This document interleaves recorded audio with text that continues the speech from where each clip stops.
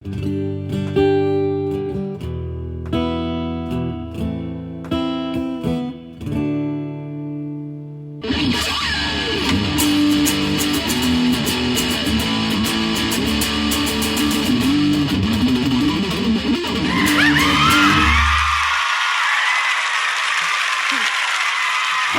from our bedroom, it's That Talking Podcast with your hosts, JJ Starr, Sadie G, and Downtown Andy. Hello. This is That Talking Podcast, I think. I'm JJ Starr. And I'm Downtown Andy. Welcome. You're a little goofy today. Listen. I like it. It's fun. Sadie made me take her out at 4:30 in the morning. No, she didn't. Okay, well, she woke me up, lapping up her water at 4:30 in the morning. So, in my effort to fall back asleep, I'm sitting here and I'm just thinking of things that I can add to this episode.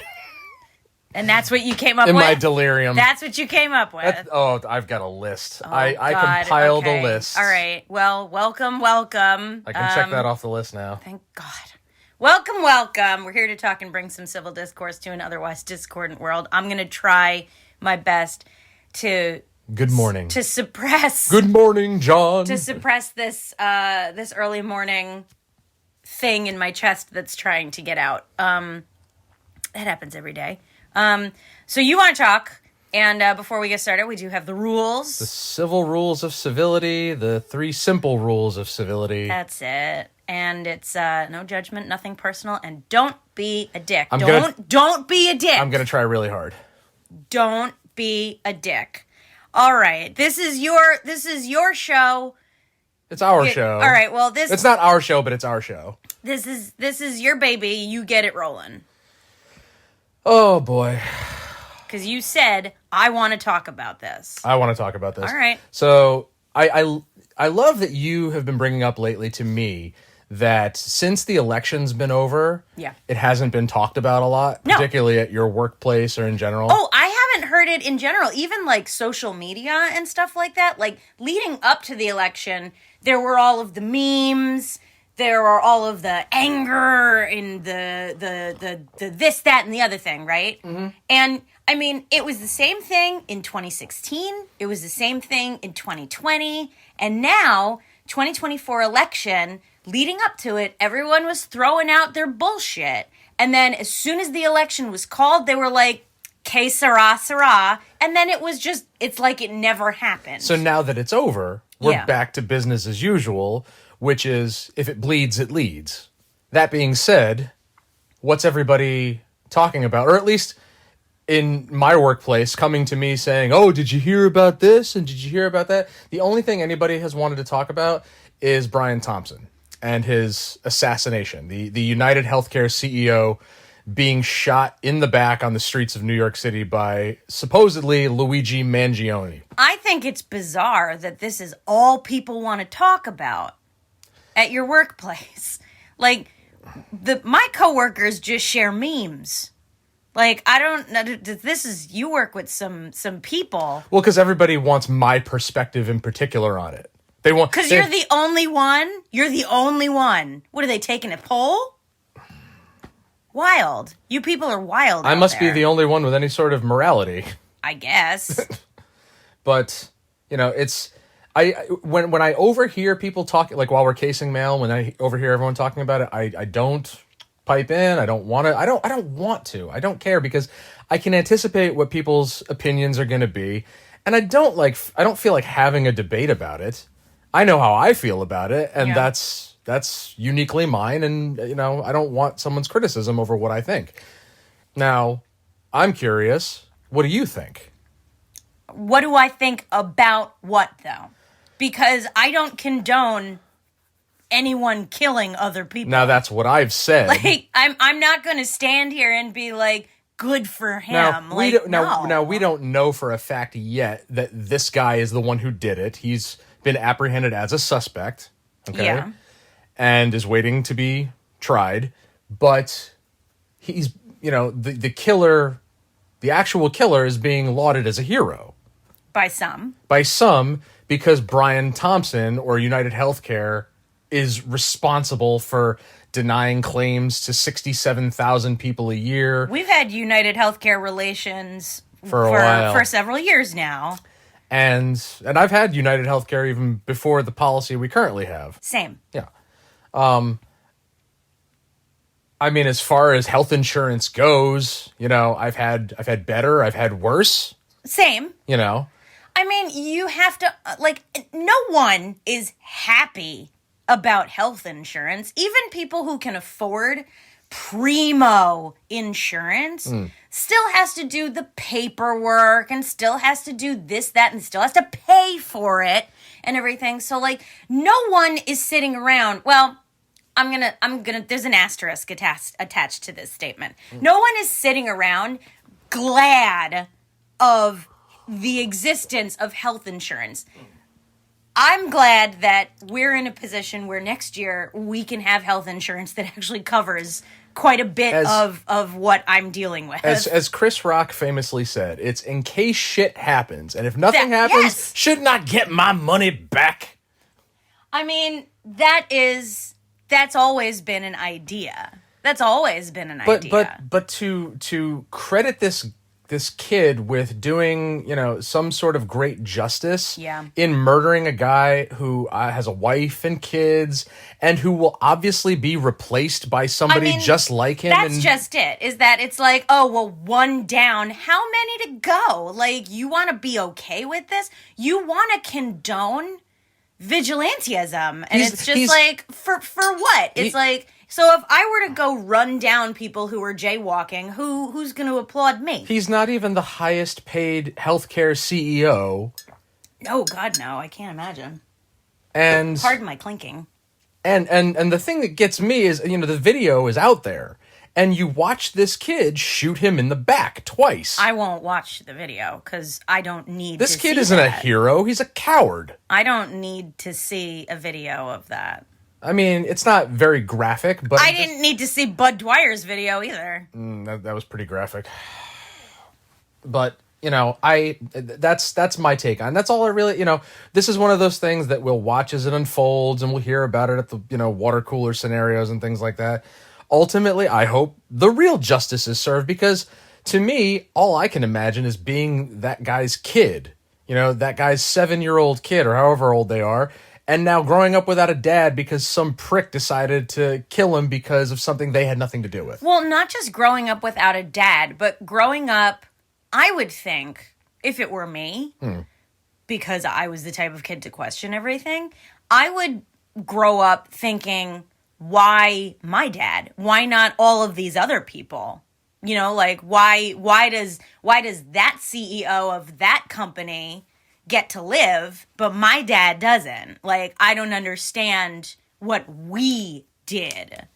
That's just it, is that if you are going to take the law into your hands, or if you are even going to condone taking the law into your hands for the sake of some quote-unquote justice for the masses, the quote-unquote masses, what is your criteria? That's just it, is that this guy was convenient.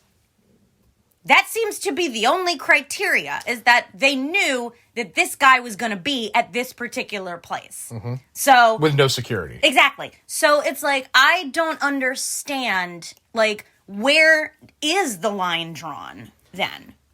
Really, where is the line drawn? It doesn't seem to be. It seems like everybody in this day and age is fair game. You do something that appears morally questionable to one person, then you all of a sudden become a target. See, and that's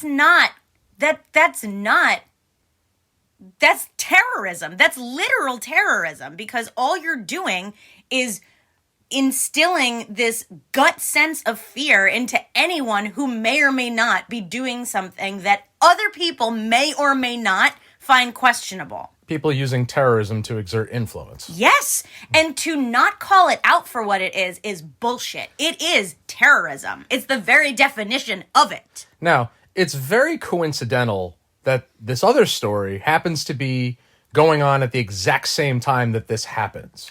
What have you heard about Daniel Penny? Nothing. Okay. Literally nothing. I've never even heard the man's name until you told me you wanted to talk about it, so I did have to Google the whole thing. So I heard about this on the news when it happened. I did not. He is responsible for subduing Jordan Neely, I think, on the New York City subway sometime last year because the guy was being threatening and erratic and disruptive to the people in the subway. According to eyewitness testimony, he was threatening to kill people. He was willing to go to jail. He said he was willing to die. Right. Yeah.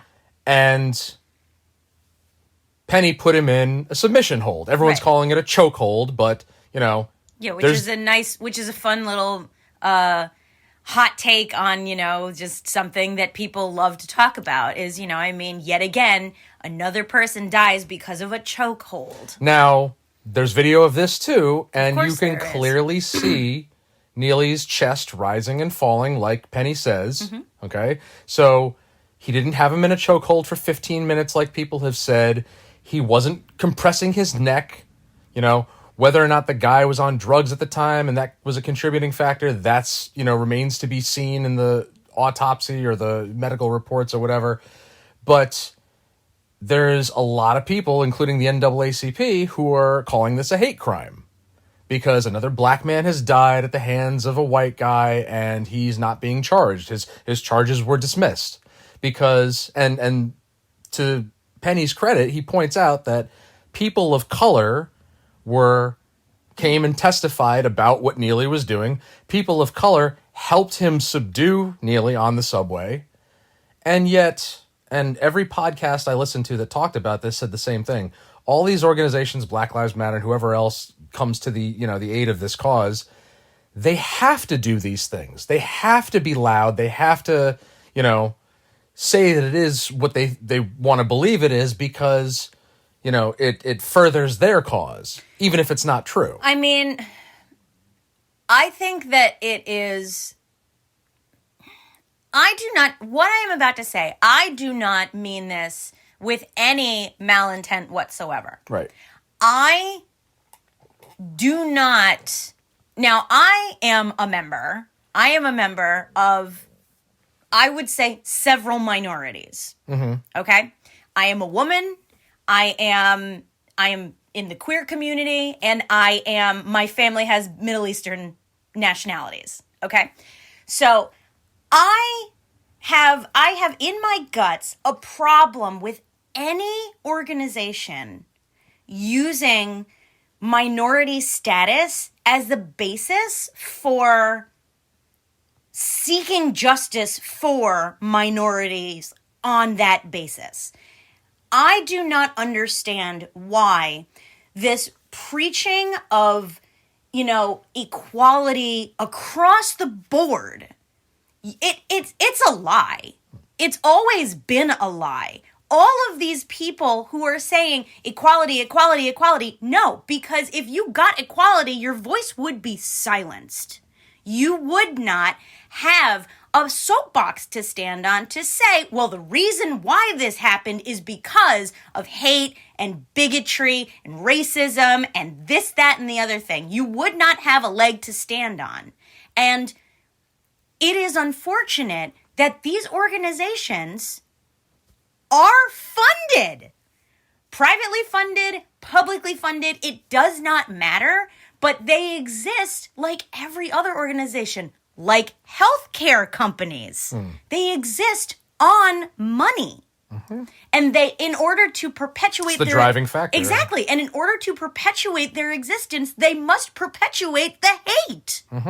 It's how they stay in business. And how these people stay employed. It is absolutely disgusting to me, and it always has been. Now, do I believe that organizations like the NAACP and Black Lives Matter should be out there saying we want equality? Absolutely. Do I believe that there are LGBTQ, you know, organizations that should be out there saying we want equality? Absolutely. But to stand up there every time a black man dies at the hands of a white guy and say this is racism is it is unfounded, and it's disgusting because it truly perpetuates the idea of racism. Now, the age-old argument in I don't know if any of that was relevant, by the way, no, but I wanted to say it absolutely was, and I'm glad you said that. But the age-old argument in my personal case has always been, my ability to carry a firearm. Now, I've been carrying a firearm legally with a license for the last 15 years now. I've thankfully never had to draw it, never had to use it, let alone draw it. Yep. Okay? I've never put myself in a situation where I would have had to, because as we've, very correctly been taught, at least in my case, that is the very last thing in a self-defense situation you ever want to have to do. Mm-hmm. And I tell people all the time, I hope I make it to the end of my life without ever having to do it. It's for when you have no choice. Mm-hmm. Some people in my life still think that I shouldn't have that power. They think that I shouldn't be within my right to end someone's life, even if they're threatening mine. Now, that's where we disagree. Now, I don't give a shit who I'm standing on the subway next to, whether it be Jordan Neely, Luigi Mangione, Brian Thompson, or Daniel Penny. I don't care what color, what race, what creed, what gender, what, your pronouns. I don't give a shit. Yeah. If you are threatening my safety, I'm going to defend myself. Mm-hmm. And if somebody wants to call me a racist for defending myself against you, given your behavior, shrug. I will welcome that. Yeah. Yeah. Because and this is what you hear me complaining about on a regular basis, is the fact that we are not doing all we can to encourage proper civil behavior in society. Now, the other thing about that story in particular, they're on a subway car. There is no getting away. Like, the first thing that you do when you find yourself in a dangerous situation, the first step you take is to get out of there. That's the first thing they teach you when you're dealing with active shooter drills or anything like that, is your number one priority is escape. It's not fight back. It's not even hide. Your first step is, if you can get away, you get away. Period. Okay? You can't get away on a subway car. All right? You're not even allowed to go car to car on the subway while it's moving. What's even worse is that they're doing the same thing with Jordan Neely that they did with Trayvon Martin, that they did with George Floyd, that they did with every other one of these instances, where once the story's out, they're painting them as some sort of, helpless victim, this sweet and lovable, innocent person who just had some rough breaks in life. And that's not the case. Now, in this particular case, the one thing that the one thing that I've been reading about, that is the only piece of this puzzle that I am glad of, is that it has sparked yet another, albeit probably short-lived, conversation about the state of mental health care. Okay? Because in talking to family and witnesses and things like that and everything, talking about Jordan Neely's, battle with mental health issues and, homelessness and everything like that, and all of these things that he was sort of going through, right? Yes. The problem of there being little to no public access to mental health services for displaced people is gross, because a lot of the reason why these people are displaced are mental health reasons. The thought occurred to me on my way home last night. I feel like healthcare professionals across the board should be held to a higher standard. Absolutely. A much higher, I don't care if you're a doctor, a physician, a surgeon, a therapist, a social worker. There is a much, because, I've gone on record and at length saying that, I haven't had great experiences when it comes to doctors or especially therapy. And, I feel like if it had really benefited me, I would have stuck with it a lot longer. But, you know as well as I do that not every doctor out there expresses the level of care that they could be for all of their patients. No, definitely not. And, I mean, that is the conversation. Every time a public tragedy happens, that's the first place my mind goes to, is that, every time there's a shooting, every time there's, something like this and everything like that, my question is the state of mind that these people are in. You know what today is, right? Yes, I do know what today is. And, this is just it, is people talking about gun control, and everything. And it's like, no, it's not about the guns. It's about the people with guns. And you need to, hang on, because I know you're going to go into it, and I'm ready for it, okay? It's not about the guns. It's about the people with guns, okay? And people who are able to now... You can 3D print weapons, usable weapons. Not necessarily, you can't. I don't think you can 3D print like an AK-47, but I'm sure you could with the firepower that it would have. Oh yeah. I mean, that into on itself. The firepower is in the You're in talking the about that. Well, we shouldn't have easy access to firearms. I'm sorry. Then you should run a background check on people who want to buy a fucking 3D printer, I guess. Because until the laws were changed, you didn't need a license to buy ammo, but at least in this state, right. that got but changed. If you can now make it at home, like what? That's where regulation comes in, but that's got to be crafted the proper way and by the proper people. Now, for those of you who are unfamiliar with what we're discussing, we're recording this on Saturday, December 14th. You won't hear this until this coming Tuesday. Yeah. But today is the 12th anniversary of the Sandy Hook shooting. Now, for those who don't know, I attended Sandy Hook Elementary School for 6 years. My 3 brothers all attended that school. Yeah, but back when we were in elementary school, we went kindergarten through 5th grade. It was a... Well, so did I. Yeah, I know, but it's different now.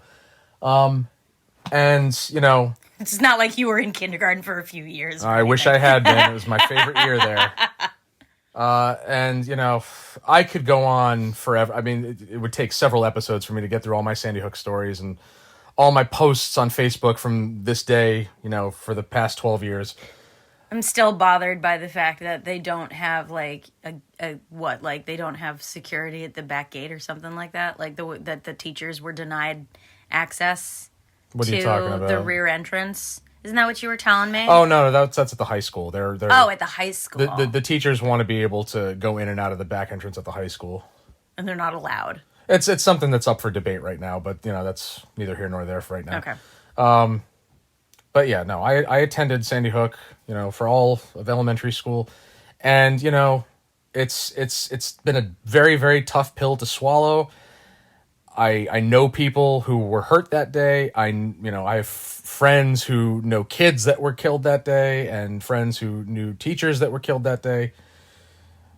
And the debate has been long-standing ever since. Well, is it mental health? Is it gun legislation? Is it this? Is that? And the other thing? And everybody is so hyper-focused on their own, piece of the puzzle that they don't want to come together to put the puzzle together with everyone else. This didn't start with Sandy Hook, though. No, it didn't. This did not start with. It didn't even start with Columbine. No, because it was Sandy Hook that really opened the door for people to research the mass and school shootings that happened even before Columbine, which people don't talk about because it's so long ago. Yeah. But it's not just a matter of, the biggest thing that we talk about these days, I think, are, we talk about the mass shootings, and you hear about them, it's more of a tragedy when it comes to school shootings because there are children involved. But look at this situation of this whole United Healthcare, conference and everything. You're talking about, a young yet grown man, who did what he did, whether it's, this guy or somebody else and everything. But you're talking about the access to weapons, which are not necessarily legal and not necessarily not homemade. Same thing with the ammo. You're talking about a target that was selected because of convenience so that a message would be sent. Okay? This is some Unabomber shit. Okay? And if you think back to, the idea of, all of this, the reason why terrorism works is because it does make you question where anyone is safe. I mean, you talk about going to the mall sometimes, and there are moments where my stomach falls out. There was a shooting. Actually, there's been several shootings. There's been several shootings. There was a bomb threat. Okay? Yes. I know. All of these things and everything. And it makes you question. It's like, okay, well, where are we safe? Well, I'm not a target. How do you know you're not a target? You're not safe. That's just it. And we're not safe. That's why terrorism like this works. And that's why condoning it is truly, I think, the most heinous part of a crime like this. I mean, but here's where you and I we could really get into this. What do you think of the idea of using fear as a motivator? I think it's horrendous. No, but not just for one purpose. I mean, like, just in general, to use fear as a motivator for both good and evil. Like, is it really that bad of a thing in your opinion? Yes. Because negative reinforcement. It's negative reinforcement, and fear as a motivator is tapping into your natural born instinct, your fight or flight instinct. Mm-hmm. And not everyone is going to pick flight. That's the problem, is that when you are using fear as a motivator, your hope is that it will encourage people to back down and get in line. And that's not always the case. That's the problem, is that you use fear as a motivator, and some of those people, even if it's 1 out of 5, some of those people are going to just fight back. And that's where you start snowballing these things. But conversely, couldn't fear also be used to motivate and uplift people and get them, moving? 4 out of 5. 4 out of 5. I mean, think about it. If you are told you're sick, I'm not going to get too personal right now, but you are told you're sick. You have 2 choices. You can roll over and die, or you can get up and you can do something about it. Not everyone gets up and does something right about it. Some people just accept it and they say, well, too late to change. See, now this is going to... I'm actually rolling through my... I don't know if I mentioned this at the top of the episode, but You made a list. I made a list, yeah. And, we're rolling through everything pretty efficiently. But no, I do not believe that fear is a motivator, period. I don't believe that it gets the job done. I grew up very naive. You grew up a little sheltered. I don't know if I would say naive. I would say both. Okay. Very sheltered, very naive, very sit down, shut up, do what you're told. Yeah. Because people who are older than you know better. People who've lived longer know more. And I grew up questioning older people and getting in trouble for it. That wasn't introduced to me until I was 25. Yeah. Until I met a guy I used to work with at one of the schools in Danbury, who really drilled that into my head, and it was very painful. It was very painful mentally to wrestle with that idea, because around 25 is when, that's when my mother always used to say 25 is the age of reason. That's when you really start to change as a person. Yeah. So that's in my head. All the stuff this guy I worked with is telling me, question politics, question authority, question government, question, your employers. And wrestling with all these ideas made me very uncertain and very, a range of emotions, because I started questioning everything I'd ever been told, and realizing the fallacies in a lot of what I had been brought up to believe. Not everybody who's older than me, who's lived longer, knows what's right or is correct in what they've told me. I've had to experience a lot of things on my own to find out that, it's not... How can I word this? It's you live and you learn. Yes. Yeah. I learned that very early.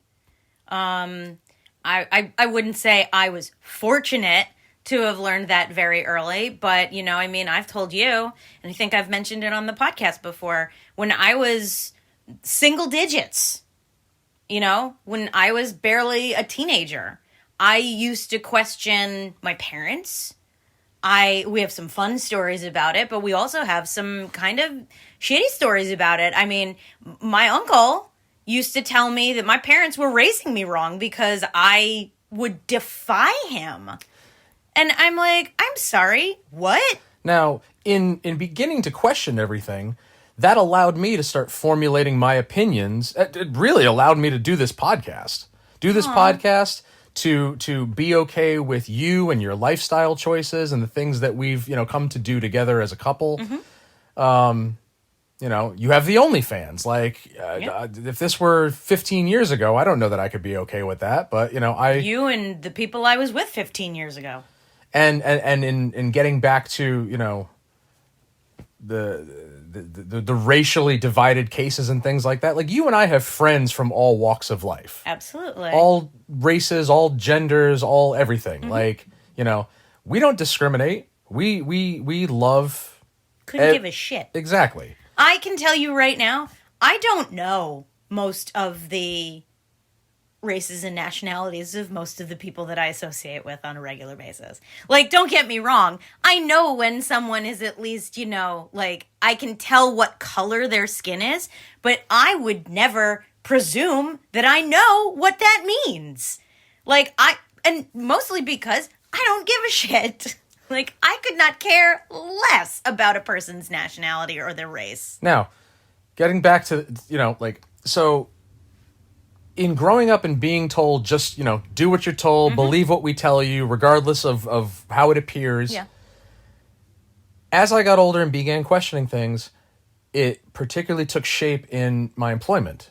Okay. Because I started to watch and notice things, especially when it came to my superiors. And... I used to watch in one particular job what my bosses were doing. And these were people who were getting paid a lot more than me, who had a lot more freedom, a lot more power and sway and influence. And I caught them doing a lot of things that they shouldn't have been doing. Think of them as like the CEOs of that organization. But if you were to, they weren't the CEO, but whether you questioned it or not, right? If you observed someone doing something morally questionable, let's just put it as vague as possible right now. If you were to witness someone doing something morally questionable, do you just go along with it? That's just it. Is that, the idea of, well, I'm going to question everything. That's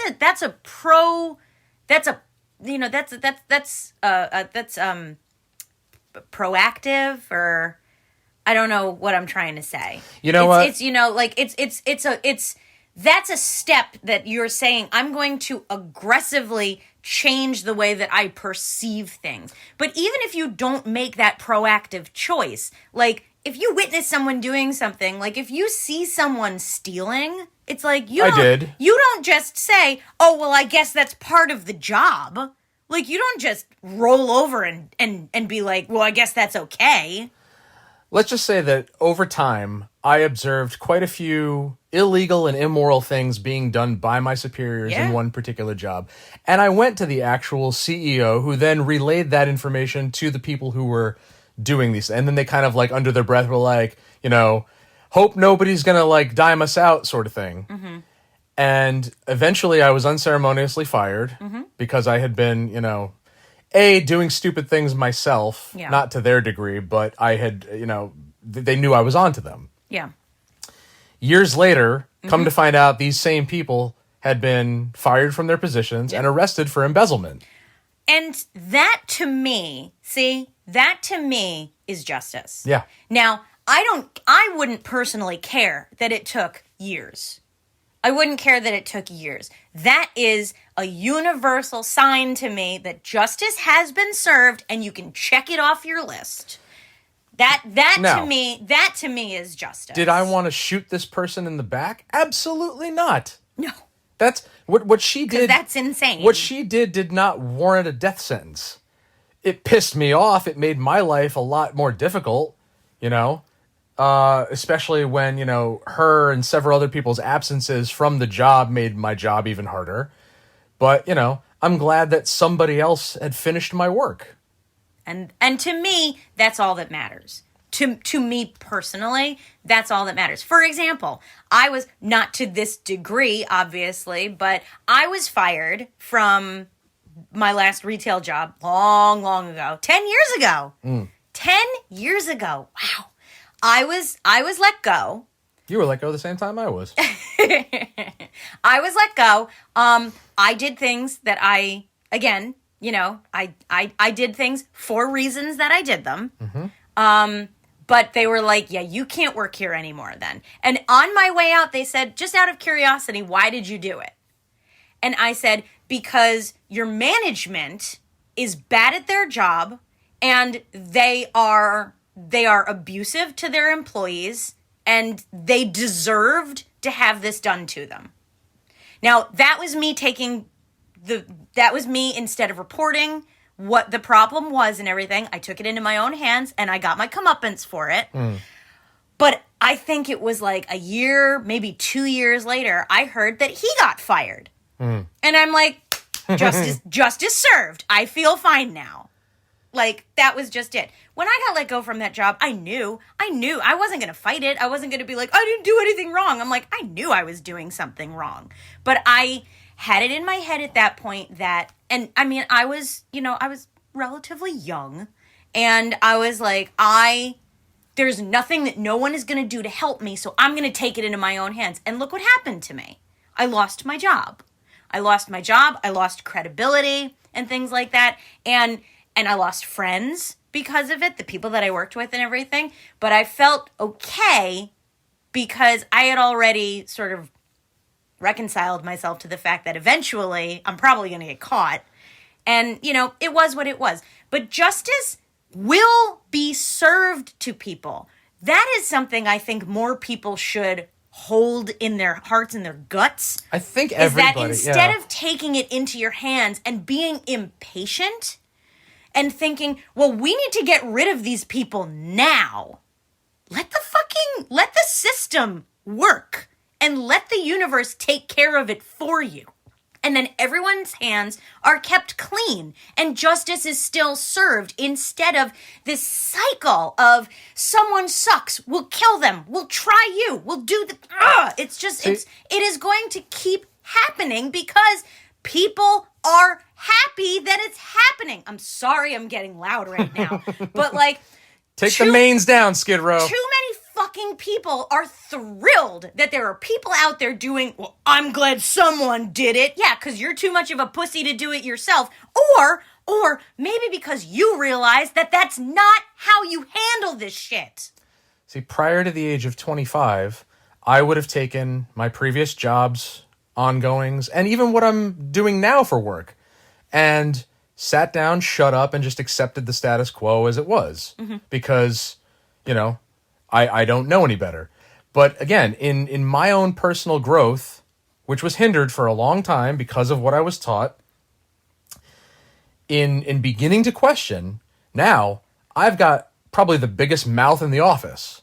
I am not afraid to challenge management. I'm not afraid to challenge the boss.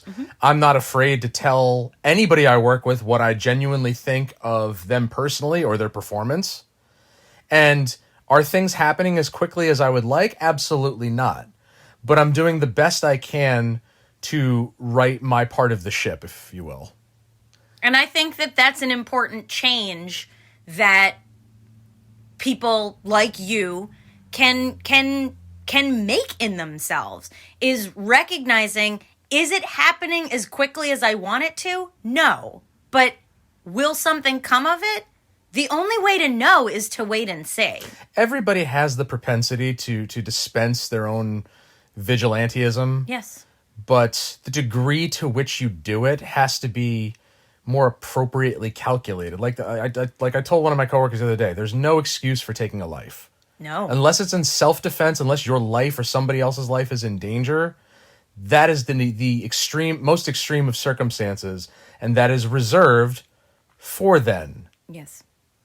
You know, there are ways to fight within the system. Even then, it's going to need to be scrutinized. Mm-hmm. And it always is. It always is. And that's just it, is people get it in their heads that nothing is going to be done. And that's when they decide to take it upon themselves to crucify people. And that's not fair, because you've got a court of law and you've got a court of public opinion. And in the court of public opinion, no one wins. Nope. No one will ever win that. And just because you find someone guilty enough to die doesn't mean that they actually deserve it. And I'm sorry, but it is now your fault. And even if people laud you as a fucking hero for what you did, you're not. You're not. Because you can win in the court of public opinion, your ass still belongs in jail. Period. Because you don't get to do that. And the reason why you don't get to do that is because not everyone gets to do that. That would be chaos. It would be bedlam. I don't think anybody could ever possibly be proud of taking a life. Like, even if it was the most justified of reasons, you still have to wrestle with the idea that you ended somebody's life. I think I think to discover the people who are not wrestling with it, I think that right there is sign of a true psychopath. My thoughts exactly. You're talking about these people who are like, oh, thank God, you're so good at killing people. Thank you for killing these people. And it's like, you're all fucking psychopaths. That's insanity. How you feeling? I think I got through just about everything. Yeah. This is a good talk. This was a good talk. I think we covered it pretty well. Let me just run through the notes real quick. Daydreaming of Scorsese buying Pokemon cards for his kids to shut up. Was that on your list? That was on my list. Or is that the story for your new screenplay? I think that was a dream I probably had. I was going to say, is that the screenplay you're going to write? Between 4 and 8 a.m. Now that you're going to Starbucks more often, you can sit there in a slouchy beanie writing your screenplay. For some reason, I decided to Wikipedia Gangs of New York. Yeah? Yeah, while I was trying to fall asleep. I like that. It's a long movie, but all of Scorsese's are, but Oh, man. Well, this was a good talk. I'm going to come down from it, finish my coffee, get on with my day. And thank you in podcast land for tuning in to that Potting Talkcast. Woohoo! That talking podcast. That's us. And you can find us on social media, DT Andy and JJ Star with 2 R's. And go to our website, That Talking Podcast at buzzsprout.com. Send us a text message. You can make suggestions for future conversations. Send us your questions, your comments. Argue with us. The new year is closing in on us. And I think that as we go into the 2025 season... season 2 of That Talking Podcast. How exciting, right? We've been doing this almost a year. March. March. Yeah. And I think we're going to be looking to talk to other people, not just the 2 of us. Maybe get on video. Maybe, probably.